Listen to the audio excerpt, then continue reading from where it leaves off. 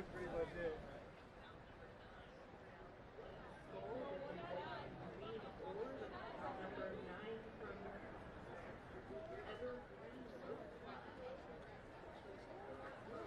How do you think focus on me?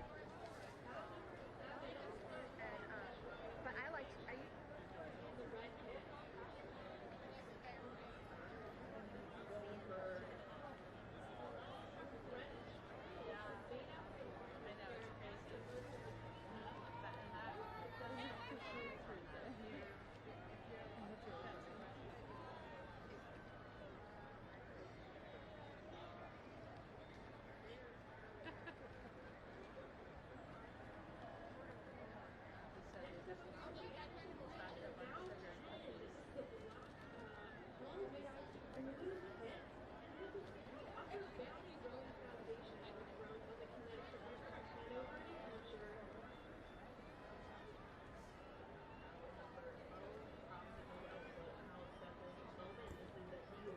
Welcome back to the 2021 Head of the Charles. My name is David Wyant, bringing you commentary with my partner this morning, Lindsay Shoup.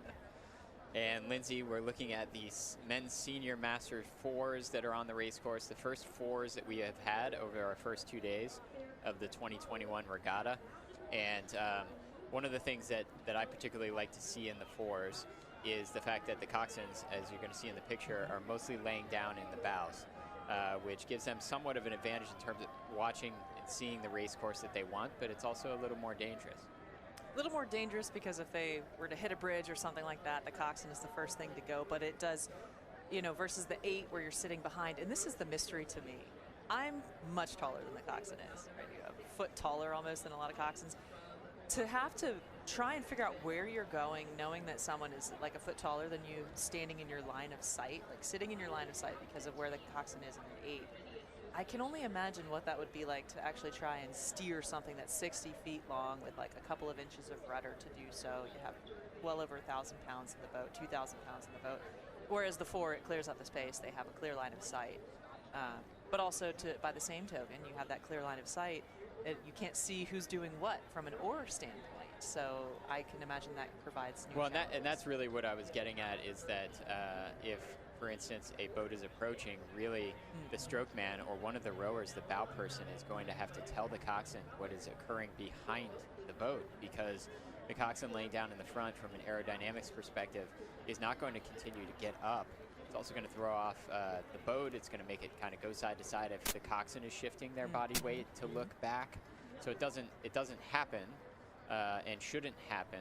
It may happen occasionally, but the rowers are going to have to tell the coxswain what's going on if there's going to be a situation where they need to yield. I was going to say the yield would become much more interesting with the change in the position of the coxswain as well. So you're seeing bow 2 come through the Elliott Bridge. That is the Cornell University alumni. It includes members of the 1984 and 1985 Cornell Head of the Charles crews. And just behind them, you see more red blades. That is Marin again. And they say they're ready to be back on the Charles, but another entry from Marin, you know, just a tremendous club from Green Bay, California. And it looks like they've overtaken the third entry here from Riverside. So Marin moving well, obviously. Again, like you said, ready to be back on the Charles and showing up in great fashion to do so. And that Riverside boat is pretty interesting from an age perspective. So these are senior master 4s. It's 50 or older. And actually that is a picture of the next event after this one, which is event 21, the men's Grandmaster 4s. That is bow 1 Cambridge Boat Club. That includes Greg Stone, Jevy's father. It says Sampson, West, and Wilkins are past winners of the Senior Masters 4. And they are out there in bow number 1 because of their experience and wins out here. And with Greg Stone here, for those of you who don't know, because not everybody knows Boston history, Jevy Stone, 3-time Olympian. Greg Stone, her father, also was an Olympic athlete, but also coached Jevy over the last several Olympic cycles. So well known here in Boston rowing circles for sure. And Jevy rowing in scull events, so an oar in each hand, but Greg here rowing in a sweep event. In the 4, you see the coxswain in their boat laying down in the front and steering from there. I will tell you, as a former coxswain, that having your eye level about 6 to 8 inches off the water makes you feel like you are going tremendously fast. Yeah. It is really, really fun. If you're somebody who has a need for speed, you want to be in a bow loader 4. Did you have to put a ball down in there to keep yourself up from Well, sliding? I fortunately am one of the taller coxswains, so typically I actually fit almost like a glove. I was like the perfect fit There you go. in these 4s, but they are really a lot of fun from a coxswain's perspective. But it totally changes the head race, like the head of the Charles, because like I said, in the event that there's something going on behind you, you can't see it. So the rowers are going to have to keep you attuned to what is happening. That is bow 2 of the Senior Master 4s coming to the finish line just ahead of that bow 4 Marin Rowing Association boat. And bow 2 being the Cornell alumni crew coming down toward the finish line. And so the coxswain laying down in the bows of these boats, they still have a steering mechanism.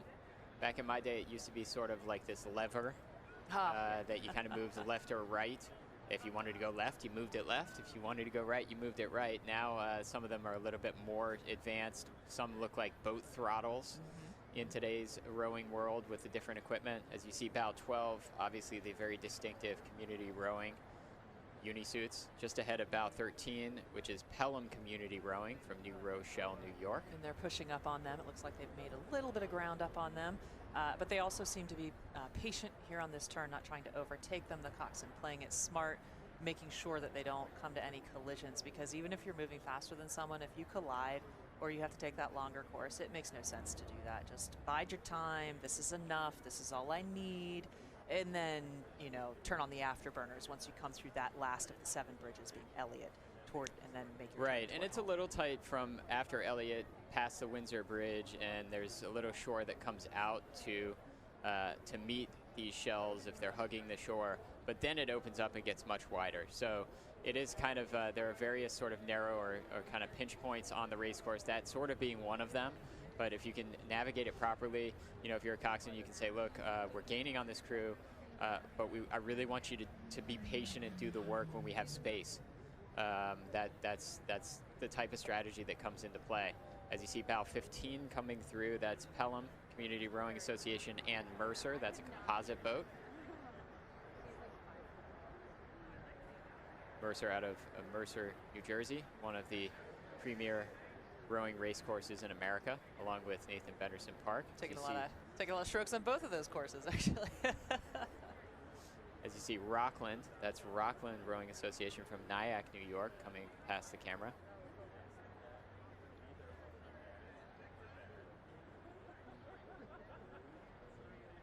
Swan Creek. I believe that's a Masters only program, Swan Creek, out of Lambertville, New Jersey. As they get past those gold triangle buoys that are the finish line of the head of the Charles. That boat is called the No Mercy, great boat name, and that's about 23 Atlanta Rowing Club, Atlanta, Georgia. Average age 52 in that hull. They won the D men's 4 at Masters Nationals this past summer. And D just connotes the age category at Masters Nationals. Has nothing to do with something else that you would see sort of at the international level, ABC finals or D finals even. It just has to do with the age of the athletes. So these 4s, let's talk about them in comparison. We just saw a bunch of 8s. So the 4s, obviously, there are only 4 rowers as opposed to 8, and only 4 oars. But what, you know, explain some of the differences. I mean, realistically, the big difference in my mind, not only that it goes slower than an 8, is that it is a little bit less stable because you have only 4 oars. You don't have quite as much from a physics perspective to keep the boat level. And if, you know, a rower or 2 rowers on one side are particularly doing something, it may really throw off the set of the boat, which is how level the boat is. And obviously, even if you are new to watching rowing, you can understand that it's very difficult to row a boat that's not level. Being that it's a coxed 4, we should say coxed 4 because there's a straight 4 category, not here at the Charles, but in rowing, generally speaking, the coxed for has the coxswain, a straight four does not. So because you have the coxswain, it's moving slower than a straight four would. So it's a little bit more stable because it literally sits a little bit lower in the water. It's a little bit less responsive than a straight four would otherwise be. It is a bit slower, but it will be a little bit tippier, and you will feel it if the coxswain moves around, as you mentioned, if they're trying to adjust their course or keep an eye on things if they move around too much. They're fun, though, because on this race course, I've actually only gotten to race a 4 one time on this race course. They are more responsive than an 8 would be. You can take a turn more quickly, take 2 strokes off where one side completely powers down to make a turn, and you will make that turn in 2 strokes, if not 1. For me, if I'm a rower and my coxswain says, hey, take it easy for a stroke on this race course, I'll go, that means off. Okay. Because really there's no, they don't know what 50% is. I don't know what 50% is. I'll give you off and on. That's what you get. You get off and on when it comes to racing. There you go. More insight into the rower's mind, the Olympic level rower's mind from Lindsay Shoup. Just trying to make it easier on the coxswain. You're seeing something, we're seeing something interesting here, Lindsay, which actually I have some experience with from my high school career, which is you have some boats from the prior event that are kind of the highest bow numbers, are the last ones to go through the start line, and you're seeing bow number 1 of the next event coming into them and starting to pass some of those boats from the previous event. And I will tell you that there is probably nothing more motivating in a head race, especially as we were talking about earlier. You know, if you start with bow 1 and you're not seeing anybody for a while, if all of a sudden the coxswain can start saying, we're catching the next event, that's going to send a charge into the minds of the rowers to know, wow, we must be doing a pretty good job here. Yeah, as long as the next event doesn't interfere with the line that you want to take, it is very motivating because you can hear the other crews. You know, you hear what's going on, you know that you're, and you can put yourself in that place because every rower out there, no rower on the water right now has never lost. Losing is a big part of learning how to get better, you know, and so being passed in a boat or being caught up to, being in that boat, you've been there, so you can kind of eject that mindset and go, oh yeah, I know what I've thought in that position before, and that's not happening right now because I managed my controllables, I prepared, I got better, and now I'm in this position. Yeah, that's great. For me personally, inside my head, I literally say, yeah. That's what happens. It's very simple. Yeah. And the coxswain knows how to build off of that, keep the confidence going. So that is bow 2 coming through Elliott, which is the Cambridge Boat Club, the second entry from Cambridge Boat Club. They actually were the winners in 2019 with one rower change in their lineup. And they started bow 2 behind bow 1, which is their teammates from Cambridge Boat Club, the boat that we talked about earlier that contains Greg Stone and Greg Wilkins and Tom West and Richard Sampson. And so those two are, you know, they know each other. They're athletes that row out of the same boathouse, as you see some boats finishing up from the prior event. Yeah, as we flip back to the finish line here with those triangular buoys, those conical buoys, I guess is what it is. Finishing up the previous event, Gentle Giant, and what looked like Western Reserve rowing there. Again, final turn here for these 2 fours as well, coming down the final stretch for the previous event that started the Senior Men's Faster Fours, which is the 50 and over category, before we get into the Grandmaster Fours, the 60 and over category. A beautiful view of fall here. Colors starting to change. Up here in Boston, the sun's starting to peek out now rather than that cloud cover that we've had for the most of the morning so far. And you can see those. The inside boat here on the left is really motoring. They're overtaking quite a few crews here. They know the finish line's coming. They're giving it a little more leg, which is allowing them to send the boat along. Might look like they're yanking on it with the arms, but really that's happening because they're just pushing more with their legs. Right, and that is that bow card 1 from Cambridge Boat Club in the distinctive blue of Cambridge Boat Club. And then just behind them were their teammates, also in blue, as they finish up alongside some of the boats from the previous event. That is about 30. The NYAC, the NYAC. They say that they're the NYAC old timers, but they're out here still having fun.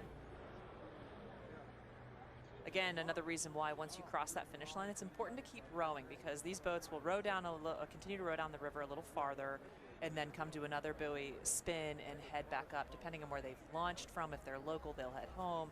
If not, they'll head to the parking lot, which is very close. The singles that we saw earlier might end up rowing 8K to get back home, to get back up the river. Yeah, you've used all your racing energy, and then you've got 3 more miles to go back to where you started. That is Narragansett, bow card 11 in Looks the like gold the boat. bow guy invented the water rower. That's an interesting fun fact in there. If you've ever tried Orange Theory, they use the water rowers out there. So the bowman in this boat invented the water rower. And the 3-man coaches at looks like BB and Ant. So you've got a coach in there. You've got the inventor of the water rower, and they have passed, looks like bow card 9, who's also in the picture. That's Yarmouth Rowing Club out of Yarmouth, Maine.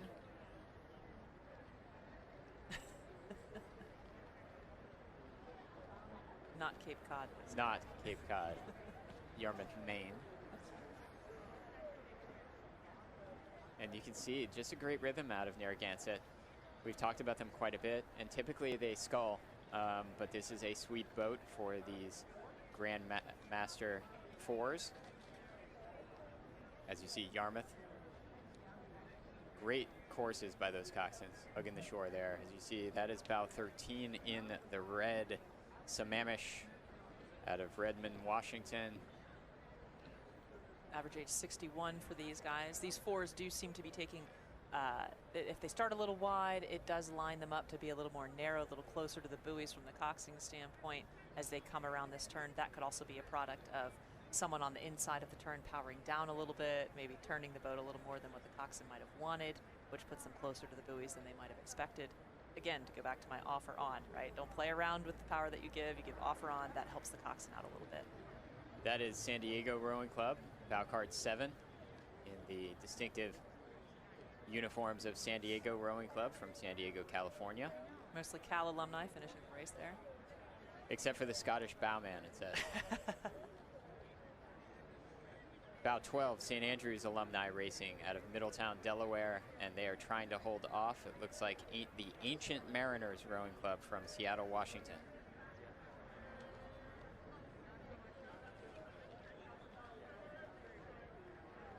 And that crew just coming across the finish line. You can see some of the officials there. Those are probably the officials, as I said, who are going to tell you to keep rowing and to sort of clear the way for the other boats that are finishing up.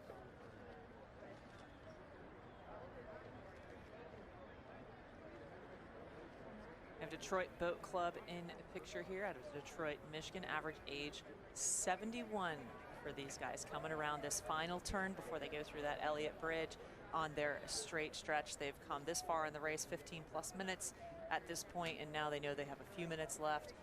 Condition and their energy dependent, but their coxswain is going to ask them for more because they know that they're coming to a close. I've always found, David, that no matter what the distance is, it's about 3/4 of the way. That's kind of the toughest point. 45 seconds into a 1-minute test, the third 500 of a 2K. There's that lull. 18 to 22 miles of a marathon, there's a lull, but then that last little kick that you get, that last little bit, you're finally close enough to the finish line that no matter where you are, no matter how tired you are, you find a little bit more. And Yeah, when we're talking about Elliott, off you go. That's right. I mean, the third 500 comes up so often when we're talking about these 2,000-meter races. But the same thing is happening in these races. Coming around that big turn in particular, that's really the point in this race course ahead of the Charles where, you know, the rowers are starting to their mind wants to check them out, meaning their mind wants to sort of shut off and say, why are we still doing Past this? halfway, but not close enough to the finish line to smell it yet, and that's that no man's land point. The Good Shepherd is the name of that shell as it comes past from Detroit Boat Club. Bow 16 in the men's Grand Master 4s here at the 2021 Head of the Charles Regatta in Boston, Cambridge, Massachusetts. And I'm looking at the water, Lindsay. It still is just great. It really is. And with the sun coming out, I wonder if it'll start to lay down even more. Just keep a few clouds, keep the wind down, and just make it a little bit warmer too. Maybe perk up the temperature a hair.